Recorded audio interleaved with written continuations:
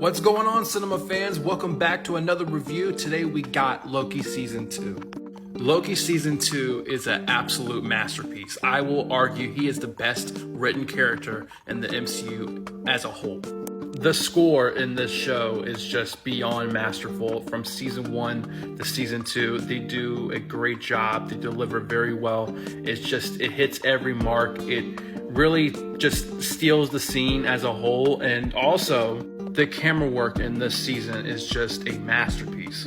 Like, the POV felt like Kang was watching on like a crystal ball or something and just watching the whole event of Season 2. Now, I know there's a lot of controversy around Jonathan Majors, but man, he does an amazing job, a phenomenal job as Victor Timely. And Mobius, my dog. My dog finally got himself a jet ski, and man, it was glorious. And that's one of the things I love about this season, and props to the writing. Because like every character, like Loki, Mobius, Sylvie, Victor Timely, their characters actually evolve, their character arcs actually get to play out, and it was very compelling, and it served the overall story, and it made sense. And again, with a multiverse story and just a part of that story, it could have easily gone very south, very messy, very quick. But they do a great job of keeping it organized, keeping it consistent with quality for not just the story, but also the characters and the development of those characters. And yeah, it's just all around masterful. And you may ask yourself, Matt, what's the rating you're giving for Loki Season 2? Well, look, man, as much as I love Season 2, the rating, I know a lot of people are not going to like it, but I'm just going to have to give it a 10 out of 10. Did you think I was going to give it a low rating? Come on. No, it's not a 9 out of 10. It's not an 8 out of 10. No. 10 out of 10. And if you don't like my rating or my review, simply kiss my ass. So that's my review and rating of Loki Season 2, but I do want to touch on one thing that is a spoiler. So like this video, follow for more, and come back and watch this video when you finish Loki Season 2. But let's jump right into it.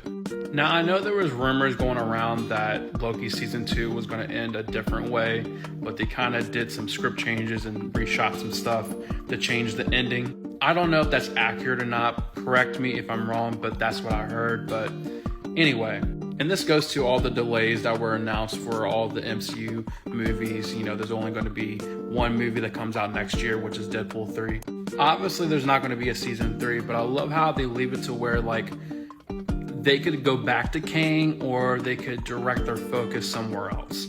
It's kind of like they could go down the Kang route, which they've been going down, or they can go a different route. I love how perfectly they kind of set that up at the end of Loki Season 2. But me personally, I don't want them to move away from the Kang story, because I feel like overall, I love where they're going with it. I love where they left Loki with it. And honestly, I just want to see a Loki and Thor meet up once again. I want to see them have that closure at least. But that's one of the things I love about Loki Season 2 and how they ended it, is that there's multiple opportunities, there's multiple things they can do going forward for all of the MCU films, and Deadpool 3, Kang Dynasty, Secret Wars. And I love, again, like I mentioned about the delays, I love how they're taking their time now, letting it all breathe, and just like, actually taking time for each project to actually, marinate, actually make sure every project has a lot of quality to it. And because overall, it's all going to be, part of the end game, no pun intended, is that, it's going to all wrap up beautifully, kind of like how they did for the Infinity Saga. But again, I just love how Loki Season 2 they can go either way with it. There's multiple ways they can go with it.